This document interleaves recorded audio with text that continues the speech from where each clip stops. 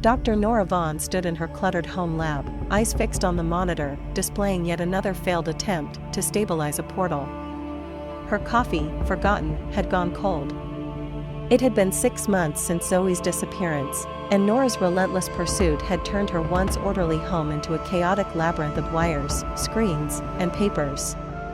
As the world around her dismissed Zoe's disappearance as a tragic accident, Nora found herself alone in her conviction that her daughter was still alive, somewhere out there.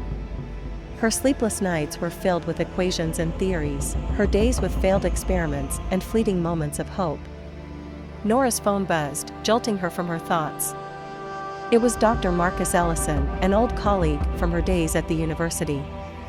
His voice crackled through the speaker, laced with urgency. "Nora, you need to come to the lab. We've found something." Her heart raced as she hurried to the university's physics department, a place she hadn't visited since Zoe's disappearance. The familiar scent of books and the hum of scientific equipment brought a wave of nostalgia, but there was no time for sentiment. She followed Marcus to a small, crowded room where several scientists huddled around a screen. "Look at this," Marcus said, pointing to a live feed from a remote field. The image showed a shimmering oval, pulsating with an otherworldly light. Nora's breath caught in her throat. It was identical to the portal she had seen in her backyard. "We've detected these anomalies appearing all over the world," Marcus explained. "They're unstable and disappear as quickly as they appear, but they're increasing in frequency." Nora's mind raced.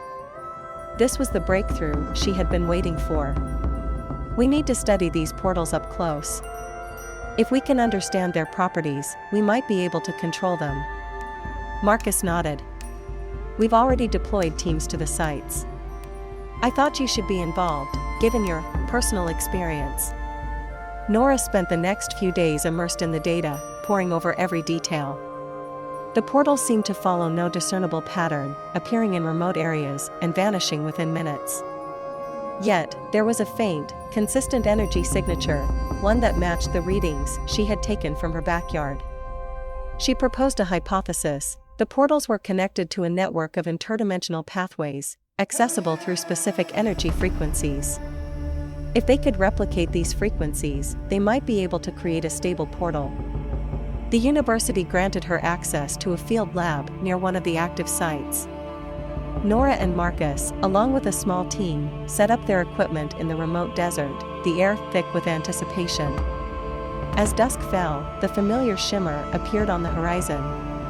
"Now," Nora instructed, activating the anchor device. The portal wavered but held steady, its glow intensifying. "Readings are stable," Marcus confirmed. "It's working." Nora approached the portal, the air around it crackling with energy. Her heart pounded with a mix of fear and hope. She extended a hand, feeling the pull of the other side. "Zoe," she called, her voice swallowed by the portal's hum. But there was no response, just the endless, otherworldly light. Just as quickly as it had appeared, the portal began to destabilize.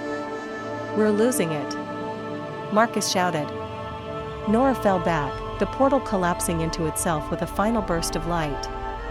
The desert returned to its quiet stillness, leaving the team in stunned silence. "We're close," Nora whispered, more to herself than anyone else. "We're so close."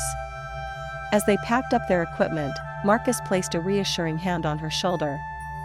"We'll find her, Nora. We'll find Zoe." The discovery of the portals had reignited Nora's hope. She knew now that Zoe was out there, waiting. And she would stop at nothing to bring her daughter home. The journey had only just begun, and with each new portal, Nora felt she was one step closer to unraveling the mystery and finding her beloved Zoe.